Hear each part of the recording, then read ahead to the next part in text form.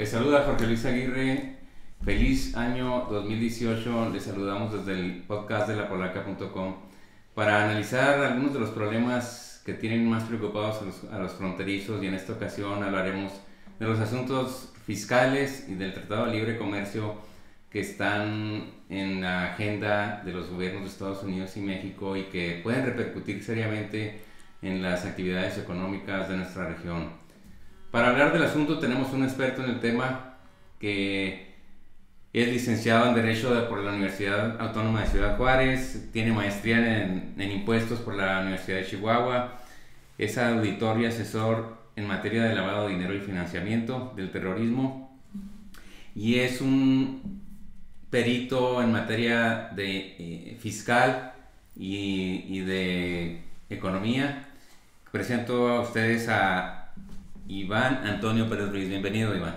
Gracias, Jorge Luis, mucho gusto saludarte y saludar a todos los amigos en este 2018 y como siempre un placer estar aquí en este podcast para poder hablar de un poquito de lo que ahorita está muy preocupado y tiene muy preocupado el empresariado no solamente de Estados Unidos sino de México. Te agradezco tu presencia porque de veras este es un tema que pues a todos nos afecta y que no ha habido mucha luz al respecto sobre el asunto. La cuestión política como que distraído la atención sobre este asunto que está como una espada de Damocles sobre nosotros. Y pues como tú sabes, se acaba de hacer una reforma fiscal en Estados Unidos y se habla mucho de que el Tratado de Libre Comercio está en riesgo, de que se suspenda, que se modifique, que se cambie. Y todos estos temas afectan directamente la actividad económica porque Juárez depende de la industria maquiladora. Y cualquier cambio en este sentido en Estados Unidos pues, afecta para bien o para mal a Ciudad Juárez y también a Chihuahua. ¿Por dónde empezamos, Iván? Mira, pues yo creo que la parte más importante es que desde que entró en funciones el presidente Trump ha sido reiterativo en el sentido de que quería salir o quería dejar el Tratado de Libre Comercio con México y Canadá.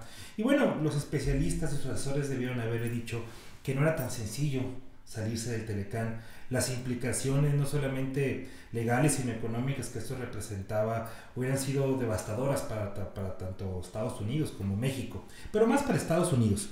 Entonces, bueno, buscaron otro mecanismo para poder tratar de incidir en la economía de México, que era tocarle algo tan sensible como son los impuestos corporativos. Recordemos que esta reforma básicamente en Estados Unidos va a estructurar a las empresas corporativas. En materia de personas físicas en Estados Unidos queda igual.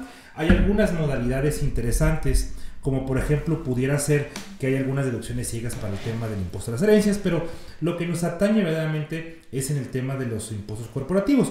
Estados Unidos es uno de los países donde más se paga impuestos en materia corporativa. Hablamos de una tasa cerca del 39.6% y Estados Unidos la reduce al 21%.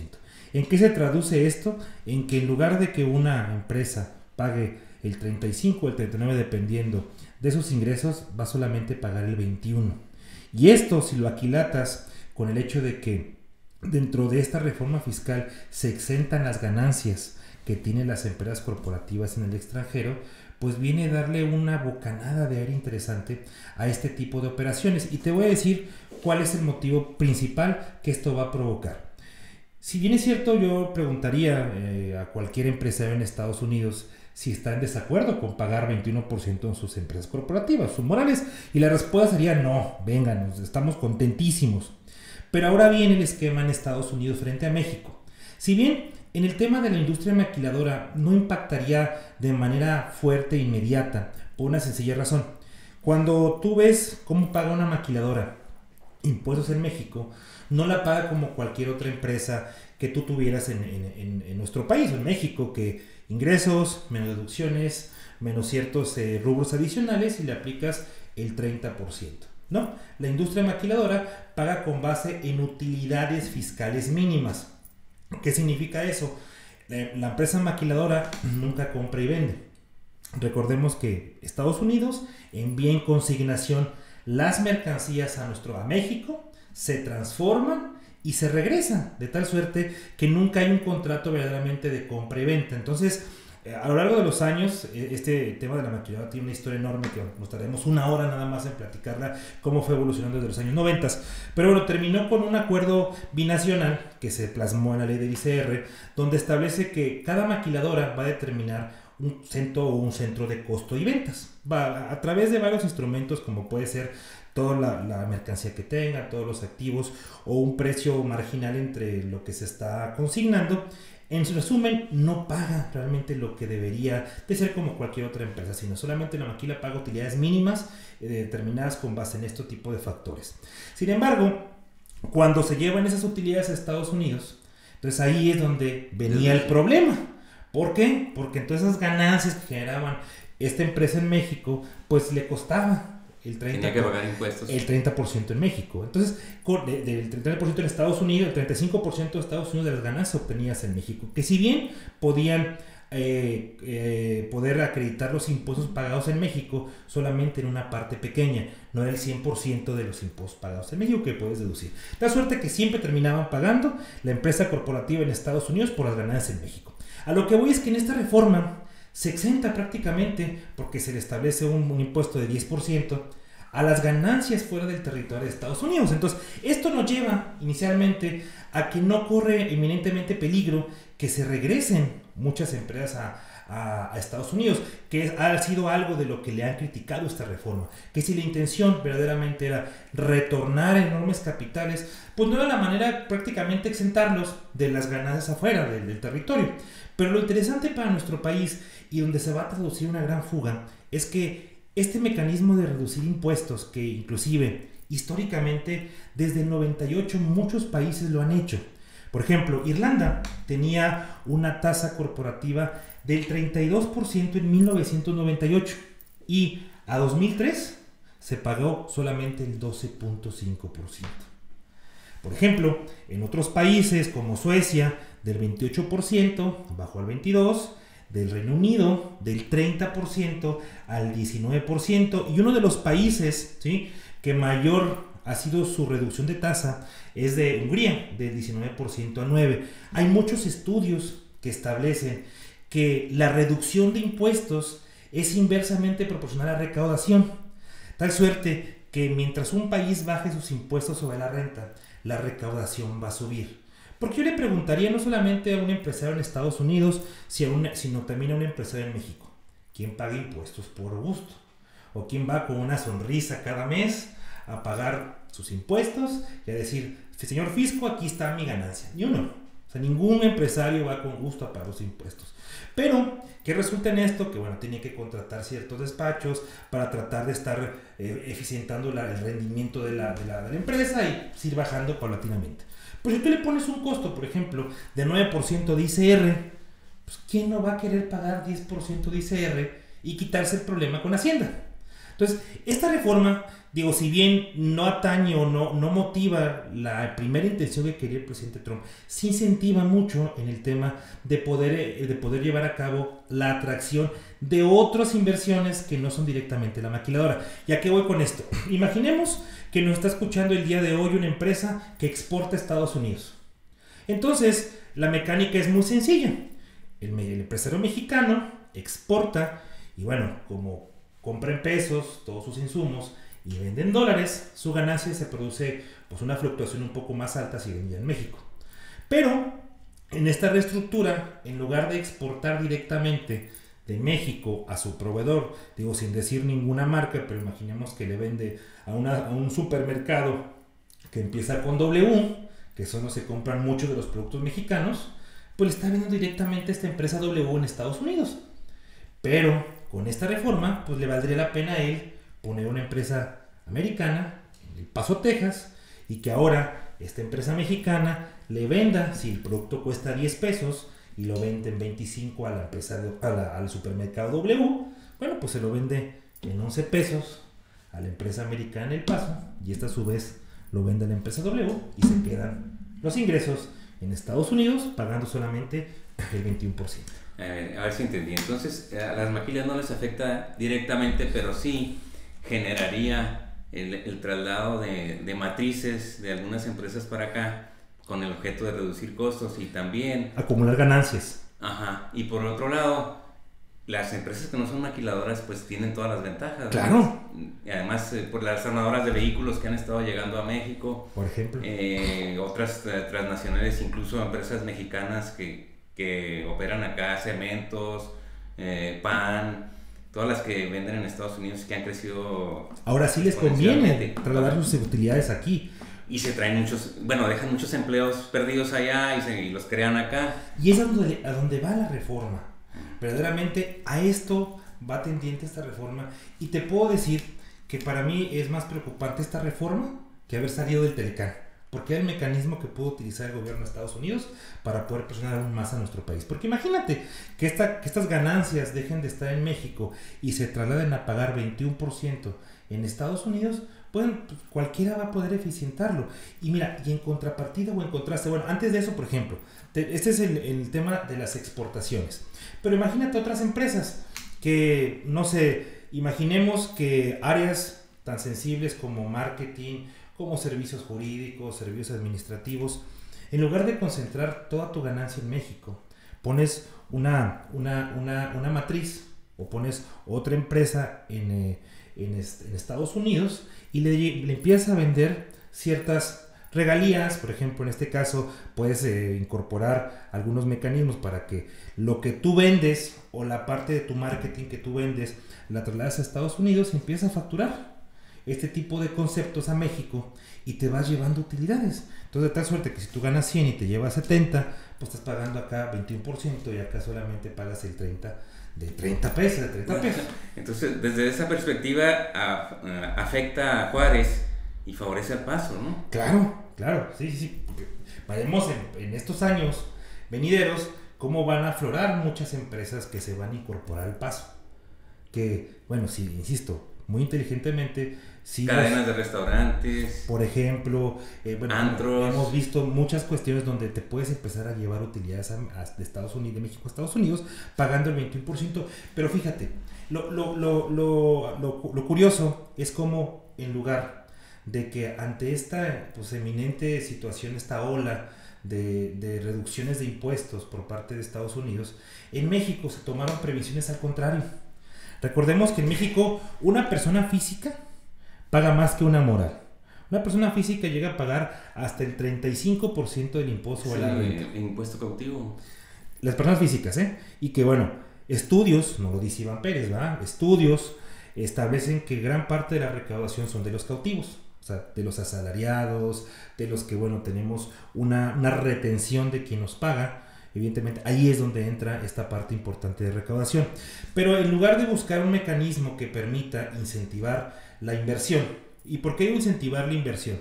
Porque también en Estados Unidos, dentro de esta reforma estructural que hizo, se permitió deducir el 100% de los activos que pudiera tener una empresa. Recordemos, para hacerlo muy sencillo, si ustedes compran un carro, ¿sí? O compran una máquina para hacer textiles, en Estados Unidos como en México no es deducible al 100%, sino que se aplica lo que se denomina depreciación, es decir, ir cada año pudiendo deducir que va desde el 5 al 10 o el 15% cada año del valor de esa maquinaria de tus impuestos, porque va acabándose con el tiempo. En Estados Unidos se aprobó el 100% de la deducción a partir de este año. A partir de este año. Entonces, si compran vehículos, si compran maquinaria, el empresario... Si ya lo tienes también. No, si ya lo tienes, no. Tiene que ser nuevas inversiones, sí. Y en contraste en México, al ver esto, no se actúa absolutamente nada en poder tratar de ser competitivo en ese tipo de esquemas, porque en México sigue siendo exactamente una depreciación por año. En México, ¿sí? En lugar de establecer facilidades para que se incentiven los contribuyentes, entra en vigor la facturación 3.3. Que está peor. Que nos escucha en México podrá saber de lo que le habla. Que verdaderamente hoy hacer una factura representa casi una especialidad. A grado tal que, ya en las pláticas con otros colegas, pues queremos ya instituir una maestría en facturación electrónica, porque imagínense cómo poder empatar a 50,000 conceptos que pone el SAT todos los productos que hay en el país. Yo te pongo un ejemplo tan sencillo. Nosotros Yo, como platicaba, estoy certificado en materia de lavado de dinero ante la Comisión Nacional Bancaria y de Valores. Y bueno, le damos algunos servicios a algunas empresas en materia de asesoría, de cumplimiento de obligaciones en materia de lavado de dinero. Según inmobiliaria, tiene que presentar sus avisos antilavado en términos de la ley correspondiente. Entonces, cuando tú buscas un concepto, no viene como tal un concepto de asesoría para el cumplimiento en materia de antilavado. Entonces te ponen un servicio financiero, pues realmente es un servicio financiero. Buscas servicio administrativo, pues tampoco es un servicio administrativo. Entonces buscas cuál te le acomoda un poco mejor. Te hablo de un simple servicio. Ahora, vámonos a lo que se representa, por ejemplo, empresas tan grandes como las que venden desde un tornillo hasta una casa, hasta una máquina de escalar, ¿sí? Donde un tornillo debe empatarlo con un tipo de clave con uno de los 50,000 tipos, y luego además empatarlo con una de las claves de unidad de medida. Entonces imaginemos lo que representa hacer una nueva fractura de esas que estamos hablando. Significa un reto enorme que mengua cada vez más. Si bien es cierto, entiendo, y es comprensible que la autoridad quiera tener mayores herramientas para fiscalizar, completamente de acuerdo, pero no voy a ser menoscabo de lo que representa cumplir. Hoy cualquier empresario tiene que volver a invertir no solamente en actualizar programas, sino en mayor mano de obra administrativa, porque entonces un solo departamento va a tener que facturar, otro departamento solamente cobrar. Porque, bueno, ¿por qué te digo solamente cobrar? A esto voy. Cuando tú ya pudiste superar el enorme reto que es empatar desde un tornillo con un concepto del SAT y luego con una unidad de medida, después de que pasaste ese reto, sigue uno más complicado, que es, pues, ¿cómo te van a pagar? Porque tú emites una factura y si no te la pagan en ese momento, no le puedes poner forma de pago o transferencia. Tienes que ponerle otros o en parcialidades, porque cuando te paguen, tienes que ahora timbrar un complemento de pago. O sea, es doble factura. Entonces, para vender un producto y facturarlo y declararlo, ¿cuánto te lleva? ¿Cuánto gastas? Según la OCDE, México es uno de los países donde se lleva el mayor número de horas hombre para el cumplimiento de las obligaciones fiscales. Insisto, en ese estudio dice que 488 horas se puede llevar un empresario mexicano en horas hombre para poder cumplir. Entonces imagínate, después de este reto, superas concepto, superas clave de unidad de medida, ya vendiste tu tornillo. Ahora te dice el cliente, mándame la factura. Le manda la factura y como no te pagó primero, porque ¿quién te paga primero? Primero te manda la factura, la programan para pago y te manda la transferencia. Entonces, cuando te manda la transferencia, como no te lo pagó en ese momento, dentro de este instructivo para nueva facturación te dice que no le puedes poner forma de pago inmediata ni transferencia, tienes que ponerle parcialidades o por definir, porque cuando recibes el pago a los 4 días, después de haber timbrado esta factura, tienes que timbrar un complemento de pago donde digas, esta factura ya me la pagó Jorge Luis. Pues entonces se van a venir al paso, ¿no? Esto nos da, sin contrapartida, en Estados Unidos, pues es una simple invoice. Aquí en El Paso, por ejemplo, pues tú vas y, bueno, para empezar, yo les haré una pregunta a nuestros amigos que nos están escuchando. ¿Alguna vez les ha tocado tener que deducir un gasto en Estados Unidos? Bueno, es complicadísimo, porque te dan un ticket. Nadie te da una factura en Estados Unidos. Es muy raro que en una compra de gasolina o en la compra de algún producto, cuando vas de viaje por temas de trabajo, que vas a deducir ese gasto de viaje, pues sea tan sencillo te dan una factura. ¿Por qué? Porque aquí, de una manera clara y sencilla, te dan una invoice, inclusive hasta manos aceptada por parte del IRS. Lo que quiere el IRS es confiar en ti. El IRS confía en ti, y cuando deja de confiar en ti, pues te quita hasta el alma. Pero por lo pronto confía en ti. Entonces, eso va a producir que la cadena competitiva de un cumplimiento fiscal es más sencilla en Estados Unidos. Y va a ser más sencilla. Eso le aunas este 21% que representa pagar impuestos, pues bueno, pues sabrás en qué contexto nos pone. Y bueno, la verdad es que la aseveración de que fue más difícil o fue más certero el golpe que nos dieron con esta reforma fiscal que con una posible salida. Recordemos que a nivel internacional la tasa de impuesto que la OCDE ha establecido es cerca del 21%. lo que puso Estados Unidos. Es decir, los países más desarrollados tienen una tasa promedio del 21%. Quiero insistir, el pagar impuestos es un mecanismo que se establece para poder que el ciudadano reciba un servicio público. Es decir, ¿por qué servicio público? Porque en teoría los impuestos se pagan para que lo que es el poder te dé el cumplimiento de los servicios básicos. Sin embargo, aquí viene una gran disyuntiva. Preguntar por qué no quieren pagar los impuestos. Es decir, decíamos ahorita, ¿quién va gustoso a pagar un impuesto? Bueno, yo creo que ninguna persona, tanto en Estados Unidos como en México. Pero si eso le aunas que hay hoy por hoy un gran descontento por parte de la falta de transparencia, bueno, esto acentúa más la gente que no quiere pagar. O sea, lo que pasa es que el gobierno no confía en la gente y la gente menos confía en el gobierno, ¿no? Y bueno, ante esta perspectiva, pues qué bueno felicidades por El Paso, ¿no? Porque tiene un gran futuro desde esta perspectiva, pero ¿qué vamos a hacer con Juárez? Juárez es una gran frontera con un gran potencial económico, pero que ha estado abandonada por los gobiernos en materia de todo tipo, pero sobre todo fiscal. ¿Por qué? Porque no hay competitividad con El Paso, por ejemplo, en materia de comercio, una serie de miles de artículos que la gente compra en El Paso porque son más baratos, son de mejor calidad, y porque en Juárez no hay.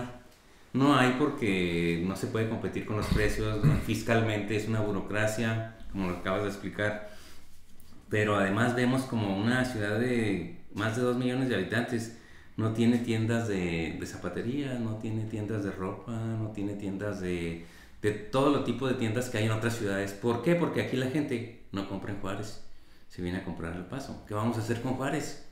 Mira, y tan fácil, ¿eh? Hay dos cadenas, hay dos hamburguesas que me gustan mucho, una que empieza con W también, y esa W, Wendy's. No, Whataburger.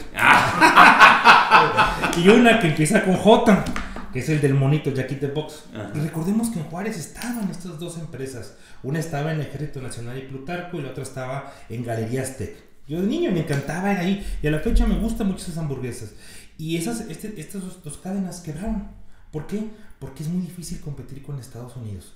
Desde el momento en que en Estados Unidos, en El Paso, tienes 8% de IVA versus el 16% Juárez, el doble.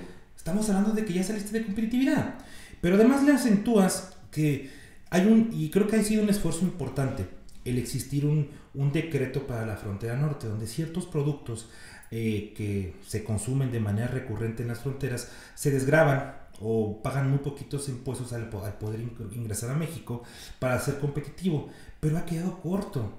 Al momento de que te doblan el impuesto al consumo, que es el IVA, no se redujo esta tasa arancelaria en la misma proporción para poder impactar, o sea, para poder por lo menos mitigar ese costo de los empresarios.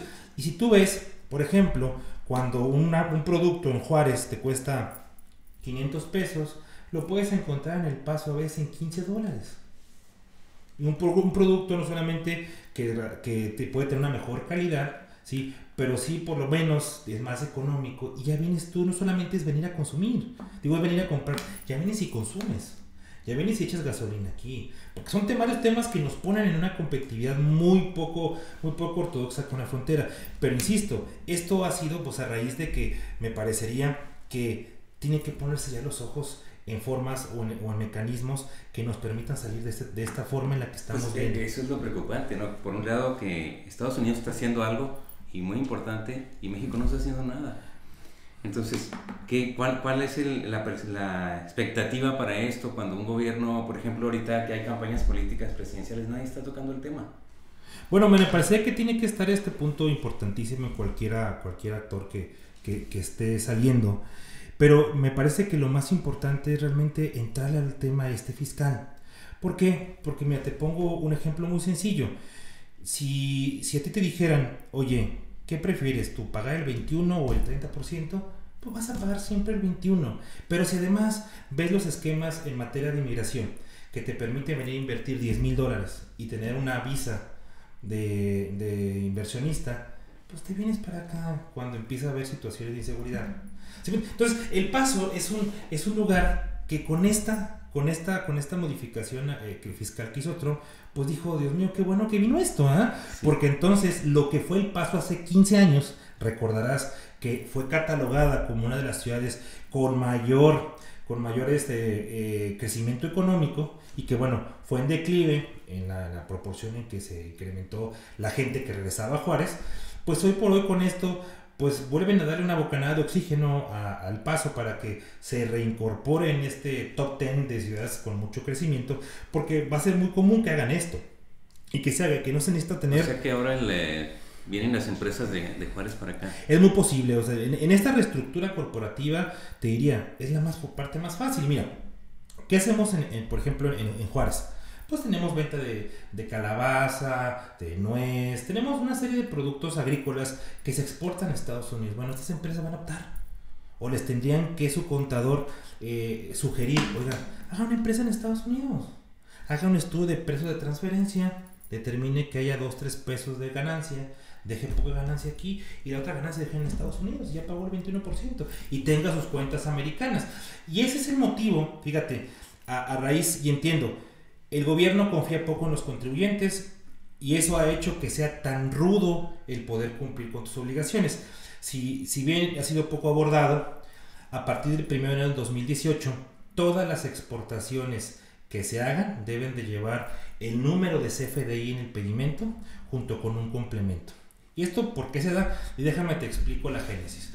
Había ciertas personas que exportaban productos a Estados Unidos y bueno, declaraban el pedimento de valor de $1, pero en verdad la persona pues le daba una factura por $2 porque eso es lo que costaba. Y en muchas ocasiones nunca empataba el cheque americano con la cantidad que se declaraba al exportar. Entonces con esto, bueno, pues se prefería dejar el dinero en Estados Unidos para que no fuera fiscalizado en México. Hoy ya tenemos un mecanismo para Estados Unidos y México para poder revisar las cuentas bancarias, pero te hablo que hace 3 años no había, hasta hace 3 años. Entonces ahora lo que quiere el gobierno es que cada exportación que haga una empresa mexicana, una empresa física mexicana, esté avalada con un CFDI y ese CFDI esté declarado en el pedimento y que pueda existir ese cruzar ganancias. Pero para evitar esto, pues en lugar de tratar de jugártela, pues mejor te la juegas de una manera legal, que es venderle a tu empresa en Estados Unidos y que tu empresa le venda a los supermercados, a las empresas, y acumulas solamente y pagas el 21% de tus ingresos. Entonces, ¿qué hay que hacer en el Congreso? Digo, si es que se puede, porque los legisladores pues trabajan para su partido, trabajan para su gobernador, trabajan para el presidente, para los que lo designan en el cargo, ¿no? Entonces, ¿cómo es posible? ¿Será que tenemos que ser empujados por las circunstancias o será que se puede hacer algo por la vía política? Bueno, pues ahorita por los tiempos es muy complicado para mí hablar de estos temas, pero yo te podría decir que todo con voluntad se puede. Y creo que desde los organismos empresariales, desde las cámaras de profesionistas, pues son donde se nacen, donde se nutren este tipo de propuestas y donde tendríamos que hacer a la inversa, que sea participativo todos nosotros, o sea, que nosotros seamos los que empecemos a impulsar exactamente este tipo de situaciones donde necesitamos ser competitivos y necesitamos ser competitivos por esa situación de que frente a este nuevo régimen fiscal, bueno, pues nos ponen en desventaja y lo peor, vamos a verlo en varios años, esto no va a ser de inmediato, digo es cierto, no va a ser en un año, o sea, va a ser paulatino donde empecemos a ver que van a empezar a mirar y lo vamos a ver en el paso. Vamos a ver cómo se va a ir dando estas situaciones y también el gobierno mexicano tendrá que ir viendo cómo estar fiscalizando este tipo de operaciones, porque bueno, ya hay algunos posicionamientos del propio SAT que he dicho, vamos a vigilar mucho este tema sobre las situaciones de los pagos en el extranjero, pero bueno, con una buena planificación, teniendo un marco jurídico concreto donde cómo se va a operar, pues no habrá nada que temer. ¿Pero has encontrado esa preocupación en los empresarios? Siempre ha habido, ¿Sí? Yo que recuerdo, siempre ha habido esta preocupación y cuando subió del 27 al 30 y cuando del 30 al 35 y siempre ha habido y desgraciadamente creo que el sentir es que ha habido oídos sordos. Pero creo yo que no ha habido realmente un frente así de propuesta del empresariado. Se ha intentado, mira, fíjate que yo sí reconozco que hay alguna cámara que se ha dado frontalmente al tema desde el año pasado y que ha puesto el dedo en la llaga a nivel nacional sobre esto, pero me parece que no ha tenido el eco necesario, y hoy esta oportunidad de esta reforma vuelve a aquilatar que esta propuesta de un gremio empresarial, digo, para no meter gol, ¿sí? Ha podido y va a poder tener este eco que se requiere. ¿Por qué? Porque mira, a veces no se entiende que si tú fomentas las microeconomías, va a haber mayor fluctuación económica. Y yo recuerdo mucho en la universidad, Jorge Luis, cuando llegué a una clase que yo de reconocer, fue difícil pasarla, que era Fundamentos de Teoría Económica, porque bueno, pues sales de la preparatoria con todo el ímpetu y pues te ponen economía, pues como que no es parte de la inercia que llevas. Entonces a mí me impactó cuando puso el maestro, un ejemplo de aquella prostituta, ¿sí? Donde dice cómo fluctúa el dinero. Y es tan burdo que te prende y dice, tienes razón, o sea, cómo desde esa óptica, si tú ves la economía así, que es una vuelta, que llega el dinero y que va circulando, exactamente tiene que ser bajo ese esquema donde, pues, donde existamos o fomentemos al empresario a invertir. Mira, ¿por qué un empresario no invierte? Bueno, por la sencilla razón de lo que le cuesta primero pagar seguro social, IMSS, impuesto de nómina, ICR retenido, pero además lo que le corresponde cuando lo llegan a demandar, ¿sí? Cuando tiene que pagar aguinaldos, cuando tiene que pagar la liquidación. Entonces, por cada peso que paga un empresario de salario, le representa 0.40 de todos estos arrimadijos. Entonces dice, bueno, ¿por qué no invierto? Porque si voy a invertir, no voy a tener realmente un retorno de ese dinero que yo pagué visto en mis impuestos. Entonces, se tiene que buscar mecanismos para que sí sea más sencillo invertir, y el momento de invertir en maquinaria va a requerir mayor mano de obra. Es muy sencillo. Y pues, de verdad, muchas gracias, Jorge Luis, por esta invitación, de veras, de poder venir a platicar temas que a mí, pues en lo personal, ha sido lo que me he dedicado toda mi vida. Creo que ha sido muy productiva la charla y te esperamos en la siguiente. Amigos, es todo por hoy.